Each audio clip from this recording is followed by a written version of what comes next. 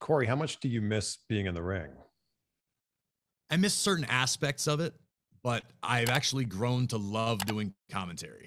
There's part of me that will never go away as a wrestler. I dedicated 15 years of my life and traveled the world and had tasted some success as a competitor. I really, it took a long time and a lot of work and internal reflection to get to this point where I've now embraced my role and realized that this is my contribution to the business now. I may not be able to go down as one of the great intercontinental champions in history, which was kind of always my goal. But now I look at how broad my work has reached and how it still lives on in video packages and these moments, and some of the ridiculous stuff that I say ends up on t-shirts for other superstars. And I actually think I'm in a weird way leaving a bigger footprint as a commentator than I probably would have as a competitor. But I definitely miss it at times. I feel like with a reality show, this just seems to write itself. It's you guys versus Ms. and Mrs. versus Ms. and Maurice. The thought has crossed our minds. Yeah. Unfortunately, we're open to it. This is dropping a little bit too close to WrestleMania, because otherwise I would have put the push on really hard. But, SummerSlam's going to be big this year. That's true. That's true. You never know.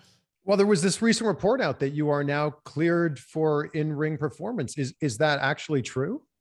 It is factual. The news, for some reason, took about 8 months to break, which I'm sort of proud of and a little bit surprised in this day and age that I wasn't necessarily hiding it from anybody. It was just not something I was bringing to the forefront because I didn't want everybody to go, oh my God, Graves is making a comeback. Because to our previous conversation, I love what I'm doing now. But there is a part of me that would just love that gratification. I'm a guy who, when I was wrestling, was primarily a villain. And to me, the gratification came as soon as the bell rang at the end of the match, because to me, there is nothing more satisfying than taking the crowd on a roller coaster ride and then losing. As a good guy, you usually have to, you stand up and pose and you have to mug for the cameras, but I would lay there on my back after the ref counted 3, and I would be looking at the lights and just thinking, yep, we did it. And that to me was always what kind of kept me going. It was just like that exhale at the end of all of it. And that was the most rewarding to me. So there's part of me that's still going to chase that forever. And I would be open to it if the opportunity presents itself to maybe step back in the ring once in a blue moon or maybe just once. But the important thing is I got medically cleared, and now I'm just kind of going to see where the world takes us, because if that's what's in the stars for me is another match, or if it's a mixed tag team match, or it's me versus Pat McAfee at some point, whatever it ends up being, at least now I know that I can do it without putting my health at long-term risk, which is above all the most important. I got to be there for my kids and my blushing bride. Were you looking to get cleared, or did you just go in for a physical and they went, hey, looking pretty good?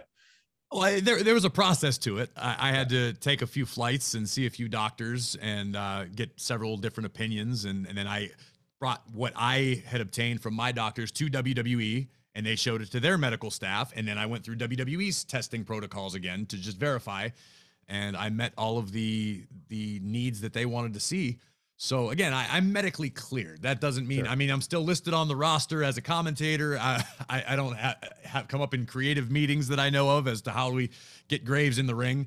So I'm just kind of taking it one step at a time. And if it presents itself, I'm going to be ready for it, but I'm not going to make myself crazy wanting to make another transition back to the other side.